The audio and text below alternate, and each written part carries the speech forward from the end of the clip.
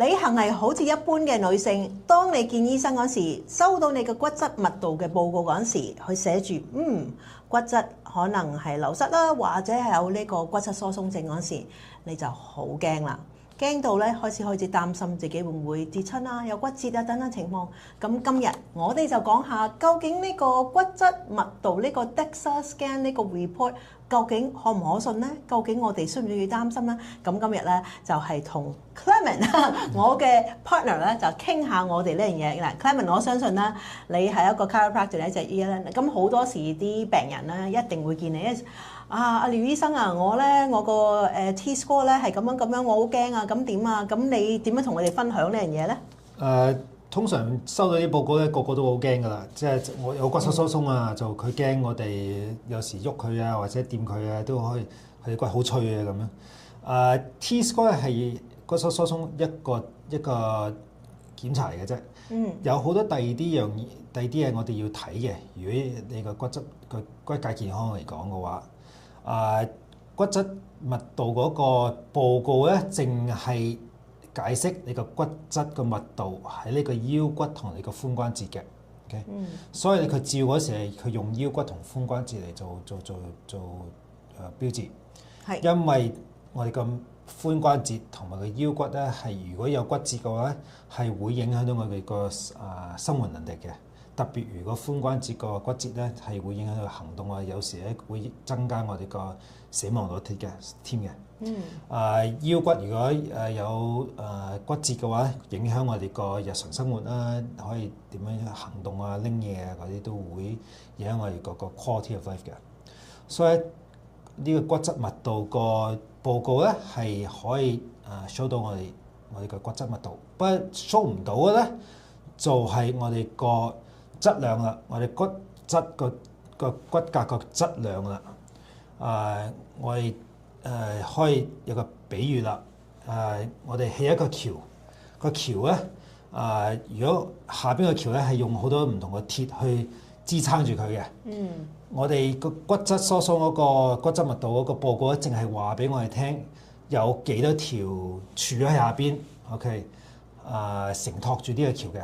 係。不過個報告咧話唔到俾我哋聽，嗰啲鐵咧係幾硬淨，或者有冇生過鏽啊，或者係佢擺嗰個方向啊，會唔會真係承托到嗰個橋嘅？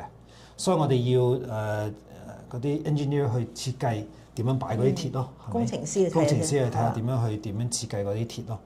所以就我哋冇咗呢個資料嗰時候咧，就變咗我哋真正嘅骨骼健康咧，冇咗嗰個整體個情況啦。所以就好多時咧，我哋嘅骨骼健康唔係單止睇呢個報告去承認嘅，我哋要亦都睇埋其他第啲嘢嘅。咁你就先講樣嘢啦，我都係同一個睇法咧，就係另一個嘅例子，就好似一棵樹咁樣。咁我哋覺得哇，一棵樹又肥又大又壯嘅話，佢肯定就係 OK 嘅。但係咧，有時咧，你會一棵樹睇表面，你覺得哇，好似又大又壯，但係入邊咧，可能入邊啲纖維啦已經係枯咗啦，或者入邊咧啲可能已經舊啦，入邊已經係好多已經破壞咗嘅。所以喺呢一個樹咧，試下整爛佢、整斷佢一次就可能好容易嘅。或者另一個方面咧，有時你睇啲樹枝係好幼嘅，但係入邊啲肌腱啊，或者入邊啲纖維咧，仍然係好韌性係好好嘅。所以咧，我都有一次啦，即係去行下公園，哇！見到啲花好靚，咁諗住摘嗰個花，哇！摘嚟摘去都摘唔到，但係就係嗰個即係嗰個枝係好幼喎。哇！咁幼點解摘唔到？就係因為入邊嗰個纖維嗰個軟韌性咧，係仍然好新淨啊。所以點樣？哇！我真係用好大力，有少少唔好意思嘅，因為我不斷掹嗰時，好似成棵樹掹落去，但係我都仲未掹到條即係嗰個花，即係咁咧證實乜嘢咧？我哋表面上可能睇到就話幼咧就肯定會好容易斷，大同壯咧就唔容易斷。咁呢個就係睇表面啫。我哋真正一齊睇翻入邊嘅質量，同我哋睇呢個 T score 個道理一樣嘅，基本上係咪？所以我哋點樣睇質量咧？我哋醫學界咧亦都用我哋叫做 Frax Index，你可以同你個家庭生啊，或者如果睇到呢啲報告咧，你可以問埋你個 Frax Index 係點啊 ？Frax Index 會包括埋其他第啲啲因素嘅，引起你嘅骨骼健康嘅，譬如你個家族遺傳啦，有冇食緊某啲藥啊，係影響到你骨骼健康啊？有冇食緊煙啊，或者飲酒啊？呢全部嘢都會引起你個骨骼健康嘅年紀啊、性別啊，好多呢啲嘢都會影響到你個真正你嗰個骨骼嗰個韌度啊，即係嗰個有冇機會骨折嘅機會嘅。咁你講到呢度咧，事實就係講翻就係我哋中國人嘅女性啦，本身佢哋嘅骨架都偏細嘅。你見到咧好多女性都即係我哋話佢個骨架細同埋佢個 frame 比較細啲嘅。咁好多人就覺得佢肯定就容易有骨質疏鬆症。咁佢可能嘅當你去 check 嗰陣時，你 T score 可能真係偏向低啲嘅，係咪？係因為個 frame 係細啲，就好似話幼嘅時肢就幼時肢噶嘛。但係幼時肢即係時肢樹枝係咪？唔代表佢係好容易斷嘅，我哋要睇翻我哋有冇後天嗰方面，因為就先你話啦，我哋嘅年紀啊，女性譬如去到係更年期啊，或者我哋睇下我哋嘅營養吸收啊，我哋現時食緊咩藥物啊，我哋嘅炎症嘅指數啊，呢啲全部咧係去判斷究竟我哋患上骨質疏鬆症係會好快啊，我哋嘅骨折嘅機會大唔大？呢啲全部都係需要考慮，所以淨係睇 T score 咧，就係一個唔係話佢哋唔重要，佢只係其中一個指標，即係一個data 咁樣啊嘛，OK？但係個 data 唔係 show 到嘅嘢，我就話咧，就算嗱，當你見到呢個 score 嗱，好多時醫生見到個 score 開始高嘅話咧，嗱，Actually 不如我哋講下。高係乜嘢咧？因為我哋話咁蘇珊高係乜嘢？咁 Clement 高係咩號碼？個醫生會開始叫佢食下藥咧咁樣。如果你個 T score 係低過-2.5，呢個係一個 relative 呢個比較嚟嘅。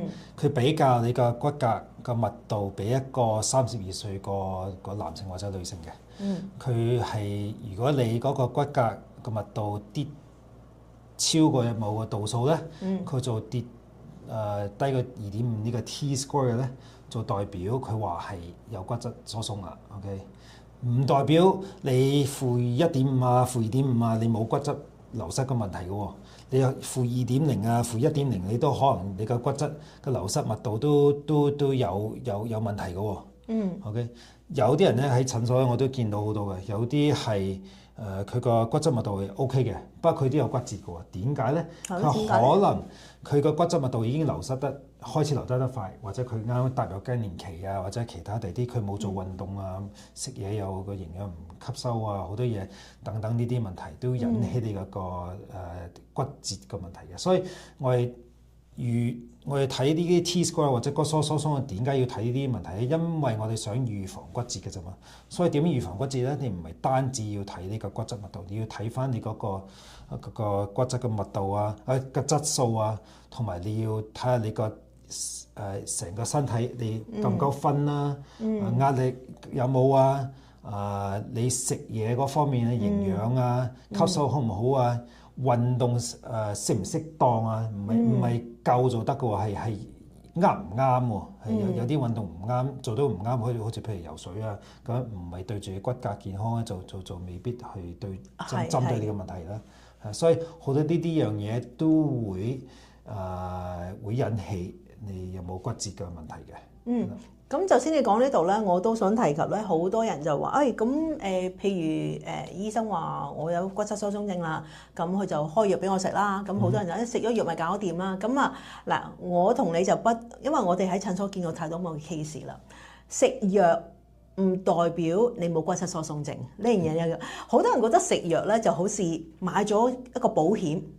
買保險唔代表你唔撞車㗎嘛，即係大家明唔明白呢樣嘢？買保險係因為嗰刻醫生唔想去繼續退化得太快，咁你即係唔流失太快。但係我哋係要做即係點啊？我就話我哋嘅 foundation， 我哋嘅即係基地啊 ，OK 係唔好即係嗰個根基係唔可以唔做。根基係乜嘢？我哋嘅點樣去營養嗰方面啦。啱嘅運動啦，我哋平衡力啦，減低炎症啦，我哋要考慮有冇咩營養補充劑啦，然之後考慮下究竟我哋嘅腸胃吸唔吸收啦，我哋究竟嘅壓力處理啊、瞓覺呢啲全部咧都係影響我哋嘅骨骼健康同埋咧預防呢個骨折嘅情況，所以淨係食藥咧係唔會100%去預防，就先我講啦。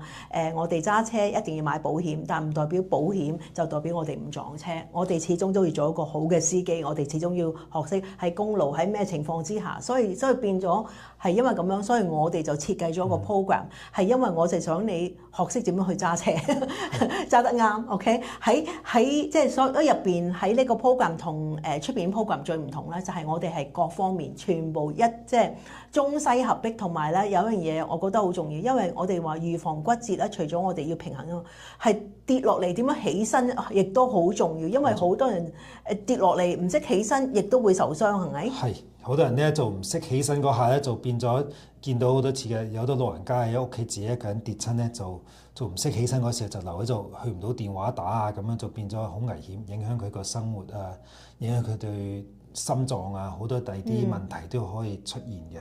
如果係佢因為跌咗骨折啊起唔到身咧，佢就或者嗌唔到救護人員咧，就失去咗個時間去真係幫助到佢咧，就會產生影響到佢一世都會有問題嘅好多啲情況。所以咧就你個食藥咧係一個部分嚟嘅啫。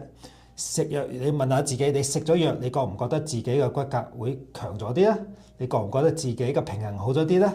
或者你覺得你自己跌嘅機會會低咗啲咧？係冇噶嘛。你呢啲嘢咧係自己要去做，或者係揾人去指導你去點樣去令到你強啲，令到你冇咁容易跌親。咁所以咧，我哋好想講咧，就係話你冇需要見到一個報告而好擔心，或者係完全放棄等食藥就算啦。就算你食藥嘅話，你會發現咧呢啲藥係唔可以長期食嘅。有啲藥咧係好多人會長期食，但係骨質疏鬆嘅人係唔可以長期食，因為長期食啦個副作用咧分分鐘係比你長期食更加差嘅基本上。咁所以咧，我哋好想提及，當你有呢個 score 嗰陣時，你已經覺察自己有問題嗰陣時，代表乜嘢咧？我哋係仲有機會去改嘅，唔好話哎呀，我已經就好似考試，我已經肥佬咗啦，就算啦。唔係，我哋知道呢方面差，我哋可以喺邊方面去更改。就先話，仲有好多嘢我哋可以做噶，飲食啦，啱嘅運動啦，做下平衡力啦，喺我哋幫我哋嘅腸胃減低炎症啦，瞓覺壓力，哇，好多嘢我哋都可以去注意，亦都可以去更改。所以因為咁樣啦，所以我哋設計個 Bones Program 就針對晒呢啲嘢。因為我哋好相信，當你全部呢啲都做好晒啦，你唔單止喺質量上你會係有進步之外啦，你喺你個信心啊大咗好多。你唔使樣嘢都估下，上網試下做咧，呢個你唔使，你係完全知道你每一步，你每樣嘢煮嘢食啊，做咩運動，你好清楚做呢樣嘢對你嘅骨骼嗰個健康有咩幫助啦。咁如果你想了解多啲關於我哋嘅 program 嘅話咧，你可以入去我哋呢個 comment 嗰度，或者喺嗰個 description 啦，就喺嗰個連結啦，了解下我哋嘅 Bones Program。因為我哋咧就 Bones Program 啦，唔係經常開放收學生嘅，我哋咧係唔同時間先收嘅。如果你有興趣，可以入去嗰度了解多啲之外啦，可以擺個名喺個 wait，即係等候嗰個 wait list 嗰度。咁我哋咧，當我哋去開放去報名嗰時咧，我哋就會通知你。同一時間咧，我哋亦都想送份禮物俾你。呢份禮物咧係一個免費嘅指南，而喺指南入邊咧係教你5步點樣去減低我哋呢個量到我哋即係減低骨折，同埋咧增強我哋嘅骨骼健康。想要嘅話，亦都喺 description 嗰度入咗啲 email address，我哋就送俾你噶啦。咁喺最後嘅話，千祈唔好用一個數字而去斷定我哋日後嘅人生。而家先係開始，我哋好希望你唔好放棄自己，仍然為自己嘅骨頭而努力。因為到年紀大，講真最重要乜嘢？可以自由活動，唔使即係我哋即係以前都話啦，我哋喺啲好多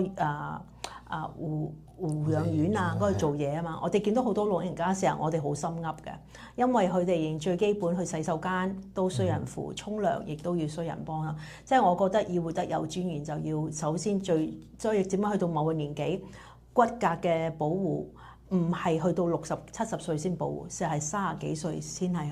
30幾歲冇話，我認為陀 B B 之前都應該開始保護啦。因為女性嚟講，陀 B B 就係我哋係流失骨即係骨嗰方面流失係最大嘅，因為我哋係要提供俾小朋友。所以如果你已經係生好多個 B B 嘅話，你已經開始咧要去補翻我哋嘅骨啦。咁最後有冇咩要分享咧 Clement？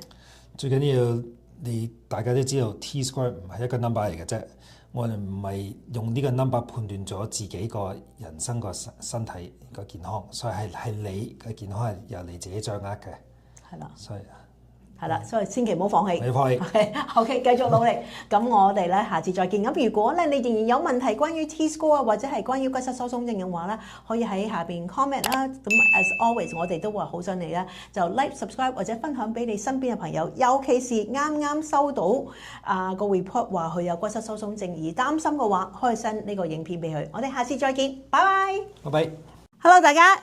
溫馨提示，呢個影片咧只係一個健康嘅教育影片，同埋一般嘅資訊嘅用途，絕對咧係唔代替你嘅家庭醫生嘅意見。喺任何健康嘅問題，應該同翻你家庭醫生去傾下。我哋下次再見，拜拜。